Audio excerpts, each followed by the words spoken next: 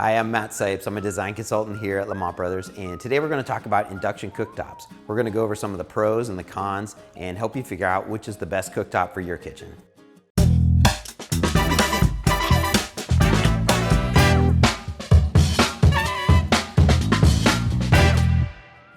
So today we're in our showroom and we've got this 2-burner induction cooktop here. We do have a full-size range back here, so this is more of an accessory cooktop. It has all the same features and benefits that a full-size induction cooktop has. The way an induction cooktop works is it has an electric coil underneath this glass panel here that's very different than your traditional electric coil on an older style electric stove.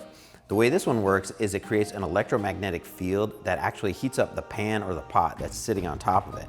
So the heat is coming from the pan and not the coil. Some of the pros to an induction cooktop are they're easy to clean. It's a nice smooth glass surface. It's really easy to keep clean. Another pro is that because the pan or the pot gets hot and not the elements, this actually stays cool. And as soon as you take that pot or pan off of it, it's cool to the touch almost immediately. Another thing that is great about them is that they're very efficient. The way that they heat the pan, instead of creating heat to heat the pan, it uses up to 90% of the energy that's created cooking the food. Versus gas, you might be using as little as 50 or 40% because so much of that gas that's being burned goes up and around your pot or pan. You also have a very fine control on the amount of temperature that you want. So you can have it at a very low temperature, at a slow simmer or a boil very easily for a long time.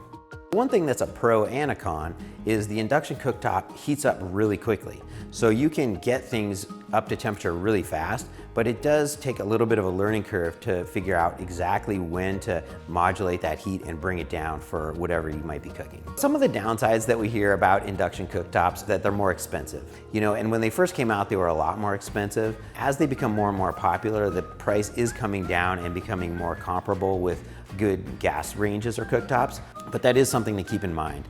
They do cost more than a traditional electric range. Another potential downside to induction cooktops is that they can sometimes have a buzzing sound when they're operating. So if you're sensitive to sounds, you might want to try one out before you commit to buying one. One of the biggest differences in cooking with an induction cooktop is that you have to use a specific type of pan, and it has to be a ferrous-based metal. Because it creates an electromagnetic field that heats the pan, it can't be a copper or aluminum. Now that said, it gives you a ton of options. You can still use all the traditional cookware that is made of cast iron, stainless steel, or carbon steel.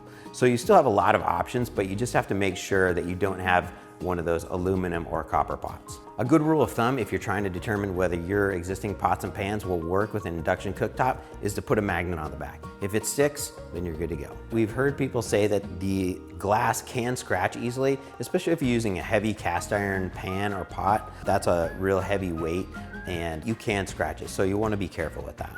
If you're in the Portland metro area and you're thinking about doing a kitchen remodel, schedule a call with us. We'd love to talk to you about your remodel. You can come into our showroom and see this induction cooktop, and we can even try it out and make sure it's right for you.